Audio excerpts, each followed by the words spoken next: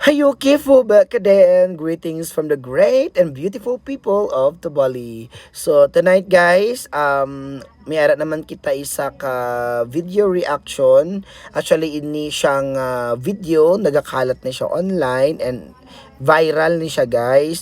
Damo sa nagatag sa akon guys nga tagaan daw naton ni siya sang comments which is not for us na hanyak tagoy nem kut dumo kutlito. But kailangan natin i-educate kung ano ba ang tama or ang proper na pag kadal naton as tabali.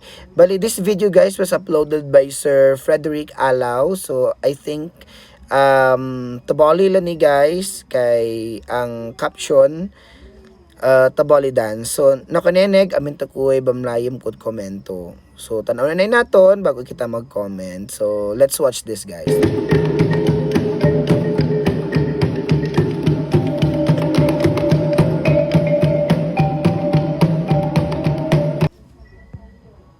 So kung napansin nyo guys, una ko nga komento is yung footwork niya. Yung footwork niya, tingnan nyo.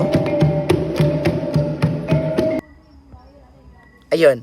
Yung footwork niya guys, medyo gatihin siya, no? Actually, kadal tabali, wala man kita, bele makumbet ni tabali, especially bele mga bali diri sa Tabali town, especially even in Lake Cebu, napapansin ko din yan sometimes or always, hindi sometimes, always nga wala kita yagatihin. Very fine ang movements ng aton tiil. Tro mana kim mo kadol ti. Pangalawa nga komento, tanawon tanay.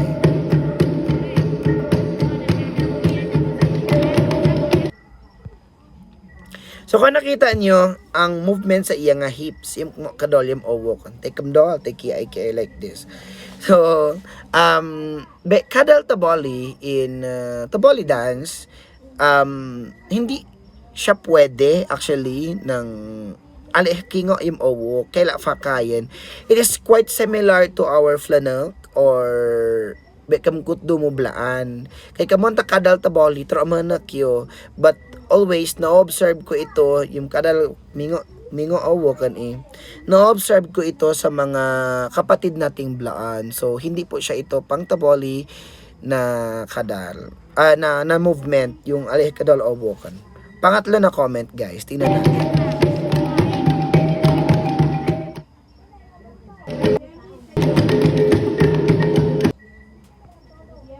So ayan guys, yung pangatlo ko na komento guys, yung sa facial expression.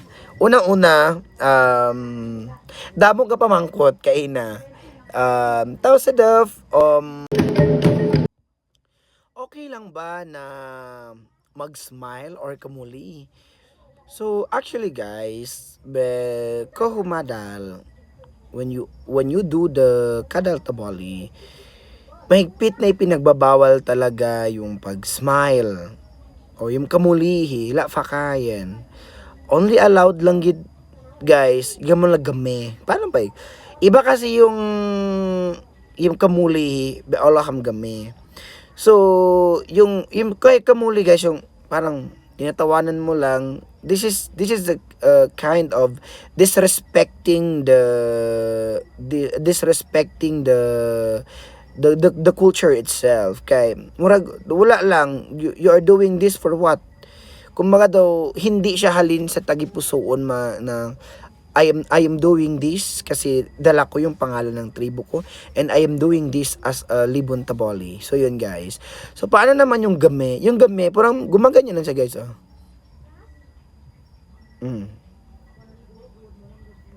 Muna good na siya guys. Piling ko guys. So ayun, yun lang dapat guys. Hindi po fakain kagatukoy kamuli abay sa in Tabali dance. We believe na yung libon kung kasoksan mo ang kamuli when she or he is performing madal or saktola madal, manok ko niya kam libon hatiol. Ano bang hatiol guys? In short, kam libon haroyon. Amo na siya guys. So hindi man sa discriminate ko ang aton young artist.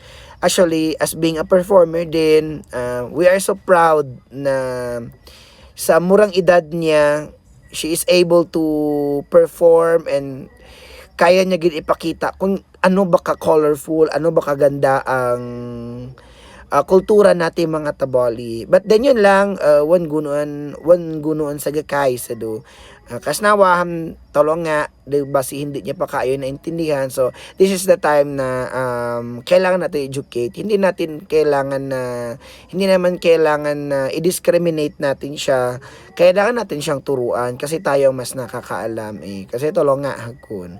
So, pang-apat na komento ko guys, tingnan nyo.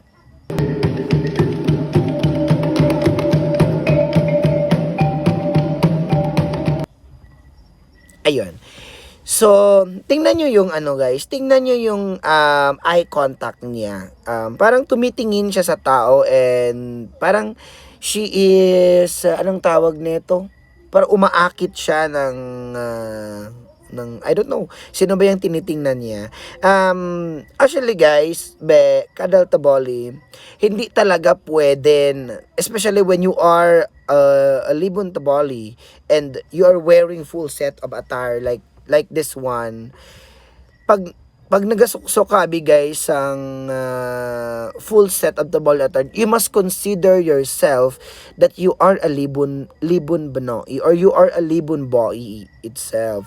So kailangan mo talagang dalhin yung characteristic ng isang boy. One of the characteristic ng isang boy kapag nagamadal siya guys is wala na sila gatanaw sa tao. Why? Una-una, wala na sila gatanaw sa tao ng direct contact, especially sa lalaki, kay likas sa ating mga taboli man lamayak. Nahihiya kasi tayo na magtingin sa tao. Pangalawa, this is for us to respect our parents. Kay katauhan guys, yung una-una gid nga makasasala ang tao sa aton pananaw. Kay especially when you are libon banoi, la fa kain kay hamneg logi, it is because dra gid mag-umpisa ang temptation. So amo na siya guys. That is our belief as Tabali. And isa pa guys, why nganong sa dalom sila gatanaw, nganong sa lupa lang gid dapat magtanaw. This is for us to honor and this is for us to pay respect with our ancestral domain because we believe that every life na lahat ng may mga buhay is nakapatong dito sa ancestral domain, which is how we honor and respect our ancestral domain. Kay diri kita halin kag diri kita magbalik kung kita mapatay. Kag isa pa, diri halin ang tanan-tanan nga sources nga naga-supply sa aton para sa aton mga daily needs. So amo na siya guys.